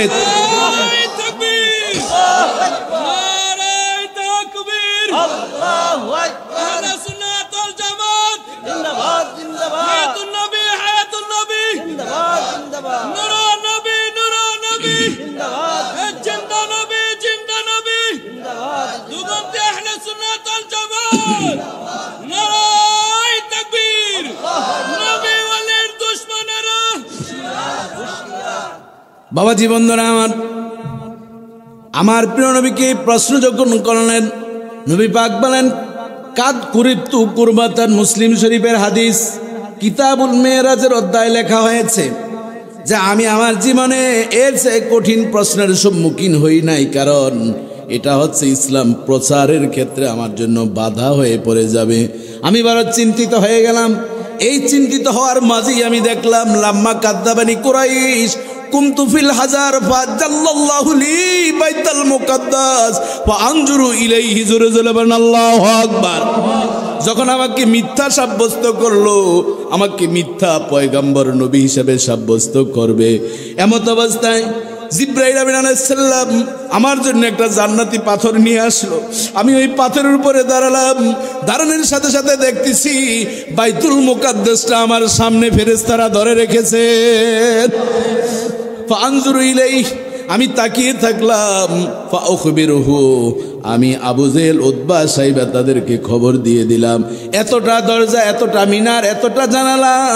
বলার সাথে সাথে ওই আবু জেহেলের বন্ধুদের মধ্য থেকে একজন বলল, আমি গত মাসে মসজিদে আকসায় গিয়েছিলাম, মোহাম্মদ যা বলেছে তা হুবহু মিলে গিয়েছে। উপস্থিত কাফেররা কালেমা পড়ে মুসলমান হলো। কিন্তু আল্লাহ বলেন ইন্নাকা লা তাহদি মান আহবাবতা ওয়ালাকিন্নাল্লাহ ইয়াহদি মান ইয়াশা ওয়াল্লাহু আ'লামু বিল মুহতাদিন।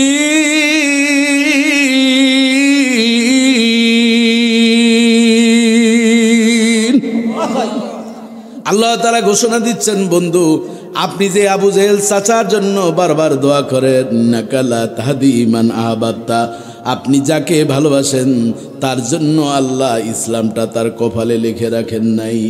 ওয়ালাকিন্নাল্লাহ ইয়াহদি মান ইয়াশা, আল্লাহই ভালো জানেন কার মাধ্যমে হেদায়েত হবে, ইসলামের উপকার হবে। আল্লাহু আ'লামু বিল মুহতাদিন, আল্লাহ অধিজ্ঞত হেদায়েত প্রাপ্ত কার হবে। আবু জাহেলের জন্য দোয়া কবুল হলো না, চাচা আবু তালেবের জন্য দোয়া কবুল হলো না, চাচা আবু লাহাবের জন্য দোয়া কবুল হলো না। দোয়া কবুল হয়ে গেল উমরের জন্য। জোরে জোরে বলেন আল্লাহু আকবার। আবু জাহেল মুখের উপরে বলল, মোহাম্মদ এতদিন ভাবছিলাম তোমার জাদুটা শুধু মক্কার মধ্যেই আছে, এখন দেখি 1500 মাইল দূর মসজিদে আকসা তোমার জাদু পৌঁছে গেছে। এবার আর ঠকাইতে পারল না। আমার নবীজিরে হঠাৎ করে আরেকদিন রাত্রে দেখা হয়ে গেল। বলল, মোহাম্মদ আমারে তো ঠকাইলা বারবার, নিছিলাম হাতে পাথর, এমন জাদু দিছ হাতের পাথরেই তোমার নাম বলা শুরু করছে। একটার পর একটা হেরে গেলাম। এবার একটা বুদ্ধি বার করছি। দুইজন ইহুদি এবং খ্রিস্টান আবু জেহেলের সাথে ছিল। বলতেছে, মোহাম্মদ একা একা আসতেছে, জাবালে আবু কুবাইসের পাশ দিয়ে যাচ্ছে। আজকে মোহাম্মদের একদিন, না হলে আমাদের আরেকদিন। মোহাম্মদ যদি আজকে জবাব না দিতে পারে, দুনিয়ার জমিনে তারে আর রাখবো না, একা একা সে শেষ করবে। আমার নবীকে কি শেষ করার কোনো সুযোগ আছে? বাবা জীবনদান আমার বলল, মোহাম্মদ একটা প্রশ্ন, তুমি তো দুনিয়ার জমিনের বহু বেটাগিরি দেখাইছ, এই যে আকাশে যে চাঁদটা আছে, এই চাঁদটা যদি দ্বিখণ্ডিত করতে পারো তাহলে বুঝবো সত্যি তুমি নবী। এইবার আর পিস পা হবো না, এবার তোমার দলে আসবো। সুবহানাল্লাহ বল, পারবে না তাই না? চাচা কথা ঠিক আছে নি? চাচা তো প্রত্যেকবারে ব্রেক মারে, এই জন্য বলছেন চাচা ব্রেক ফেল হবেন না তো? চাচা বলছেন না, এইবার ভাতিজা ভাতিজা ভালা তুমি কও। এবার ভাতিজায় বলতেছে, ঠিক আছে চাচা, আমি কি বলবো? আমার আল্লাহ যদি রহমত করেন বলে আমার নবী সাদা আঙ্গুল দিয়ে ইশারা দিলেন। ইশারা দেওয়ার সাথে সাথে এক খণ্ড জাবালে আবু কুবাইসে পড়ে গেল দুনিয়াতে, আরেক খণ্ড আসমানে আছে। পাশের দুই ইহুদি বলতেছে, ওরে সর্বনাশী, মুহাম্মদের কামটা করলো কি? এখন আবু জেহেল বলতেছে, থাম, তোরাও তো মোহাম্মদের জাদুর ভিতরে দেখি ডুবে গেছস, আমারে কি সাধারণ বেটা মনে করছো? এর নাম ছিল আবুল হাকাম, সব জ্ঞানী মানুষের বাবা। আল্লাহ রাসূলের শত্রু হওয়ার কারণে এরপরে নবী নাম দিছে আবু জেহেল, ইসলামের দুশ্মন, মুরুক্ষদের বাবা। জোরে জোরে বলেন আল্লাহু আকবার। আমাদের সমাজে সেই ধরনের নবীর দুশ্মন আছে না নাই? নবীর কথা শুনলে নবীর শানের সালাতের কথা শুনলে, মিলাদুন নবী সাল্লাল্লাহু আলাইহি ওয়াসাল্লামের মাহফিল শুনলে, মিলাদ কিয়ামের কথা বললে, আহলে বাইতের মর্যাদা নিয়ে আলোচনা করলে তাদেরকে বেদাতির টুকমা দেওয়া হয়। আজকে আমি এই মাহফিল থেকে বলবো, তোমরা বেদাতি করো আর যাই করো, আমাদের জাতীয় মসজিদে তোমরা এখন মিলাদুন নবীর ব্যানারেই এখন ঈদে মিলাদুন নবীর মাহফিল করো। কথা ঠিক কিনা বলেন? কাজী বাবাজি, বন্ধুরা আমার, পৃথিবীতে 232টি দেশের মধ্যে খুশি হবেন আমাদের বাংলাদেশ সহে এই যে 2024 সালে আমার প্রিয় নবীর শান ও মানের মিলাদুন নবী সাল্লাল্লাহু আলাইহি ওয়াসাল্লামের মাহফিল 139টি দেশে পালন হয়েছে। জবান খুলে বলেন আল্লাহু আকবার, আর জবান খুলে বলেন আল্লাহু আকবার। সম্মান দেওয়ার মালিক কে? এবার দেখা যায় ইহুদি দুইজন বলতেছেন, মুহাম্মদ তুমি যা করেছো বড় মেরাক্কিলি কাজ, অবাক হওয়ার বিষয়। আবু জাহেল বলতেছে, এত সহজ না, আমি আগে একটু খবরটা জানাই, আমার ছেলাপেলা যারা আছে তারা কি দেখছে কিনা, না তোমাদের দুইজনের চোখের ভিতরে জাদু দিছে, আমি একটু পরীক্ষা করি। এবার আমার নবীরে বলতে, মোহাম্মদ একটু অপেক্ষা করো, যেহেতু ঘটনা ঘটাইছো, সাক্ষী তো দুইজন আছে, আমার এত তাড়াতাড়ি তুমি বেইজ্জতি কইরো না, একটু অপেক্ষা করো। ওই ইহুদি দুইজন বলতেছে, মোহাম্মদ তোমার পিছনে বহুদিন ছিলাম, আর তোমার কথা আমরা নিজেরা দেখতেছি, এক খণ্ড জাবালে আবু কুবাইস এরূপে থরথর করে কাঁপতেছে, আর আরেক খণ্ড আকাশে আছে, দুনিয়া আগের চেয়ে অন্ধকার হয়েছে। কয় না আমি একটু খবর নেই। কয় ঠিক আছে নেতা, খবর নাও। 2-3 জায়গায় খবর নিল। খবর নেওয়ার পর তারা দৌড়িয়ে আসলো, এসে বলতেছে, কি খবর তোমাদের সেখানে? আকাশে কি চাঁদ পুরাটা আছে না অর্ধেক আছে? কারণ তখন ছিল পূর্ণিমার সময়। তখন কি পূর্ণিমার সময় চাঁদ অর্ধেক থাকে না পুরা থাকে? পুরা থাকে না। তখন তারা মেসেজ দিল, আবু জেহেল তুমি যাই বলো না কেন, আমরা কিছুক্ষণ আগেও চাঁদ সম্পূর্ণ দেখেছি, এখন দেখি অর্ধেক আছে আর অর্ধেক আকাশে নাই। আল্লাহ তাআলা বয়ান করছেন সূরাতুল কমারে, ইকতারাবাতিস সাআতু ওয়ানশাক্কাল কমার, কিয়ামত নিকটবর্তী, কারণ চাঁদ রব্বুল আলামিন চাঁদকে আল্লাহ ফাটল দিয়েছেন। কোরআনের ভিতরে আছে না নাই? ওই যে নবীর আঙ্গুলের ইশারা।